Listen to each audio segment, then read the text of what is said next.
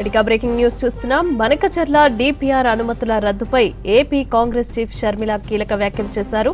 బనకచర్ల ప్రాజెక్టుకు అనుమతులు రాకున్నా చంద్రబాబు ఆశ మాత్రం చావట్లేదన్నారు షర్మిల. అనుసంధానంపై ఉన్న శ్రద్ధ పోలవరం పూర్తి చేయటంపై లేదన్నారు.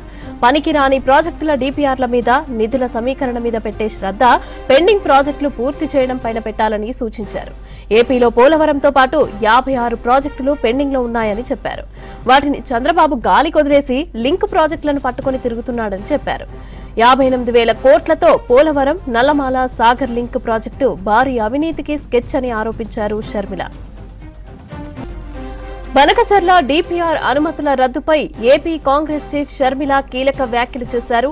బనకచర్ల ప్రాజెక్టుకు అనుమతులు రాకున్నా చంద్రబాబు ఆశ మాత్రం చావట్లేదన్నారు షర్మిల. అనుసంధానంపై ఉన్న శ్రద్ధ పోలవరం పూర్తి చేయటంపై లేదన్నారు. పనికిరాని ప్రాజెక్టుల డిపిఆర్ల మీద, నిధుల సమీకరణ మీద పెట్టే శ్రద్ధ పెండింగ్ ప్రాజెక్టులు పూర్తి చేయడం పైన పెట్టాలని సూచించారు. ఏపీలో పోలవరంతో పాటు 56 ప్రాజెక్టులు పెండింగ్ లో ఉన్నాయని చెప్పారు. వాటిని చంద్రబాబు గాలి కొదిలేసి లింకు ప్రాజెక్టులను పట్టుకుని తిరుగుతున్నాడని చెప్పారు. 58,000 కోట్లతో పోలవరం, నల్లమాల, సాగర్ లింక్ ప్రాజెక్టు భారీ అవినీతికి స్కెచ్ అని ఆరోపించారు షర్మిల.